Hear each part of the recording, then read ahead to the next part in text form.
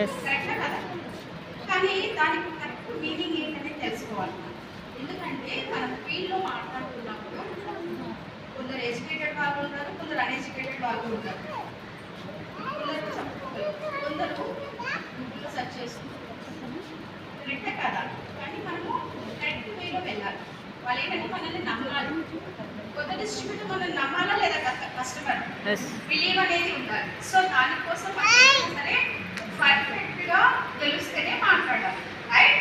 So Vestige అంటే meaning ఏంటంటే food steps in sand, అడుగులు దేని మీద? ఇసుక. శాండ్ అంటే ఏంటి?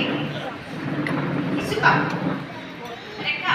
సో ఏంటంటే ఇప్పుడు చూడండి, సపోజ్ ఎగ్జాంపుల్ ఎడారి ఉంది. ఎడారిలో ఇసుక ఎక్కువగా ఉంటుంది. కరెక్టా కదా?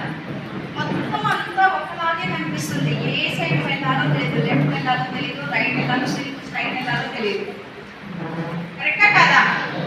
అలాగే వెస్టీజ్లో ఏంటంటే వెస్టీజ్ ఏంటంటే మీకు దారి చూపిస్తుంది. అదే ఇప్పుడు నేను పాదాలు అడుగులు వేసి సేమ్ దానిలాగా వెళ్ళమంటే వెళ్ళగలుగుతారా? ఈజీగా వెళ్ళగలుగుతామా లేదా? ఇసుకలో ఇటు వెళ్ళాలో అటు వెళ్ళాలో తెలియదు మీకు. నేను మీకు దారి చూపిస్తా, ఇలా వెళ్ళండి కరెక్ట్గా వెళ్తారు మీరు అని చెప్పకుండా పాదాలు అడుగులతో చూపిస్తాను అనమాట. అప్పుడు ఈజీ అవుతుందా లేదా? గమ్యస్థానానికి రీచ్ అవుతారా లేదా? ఇప్పుడు అర్థమైందా వెస్టీజ్ అంటే ఏంటి?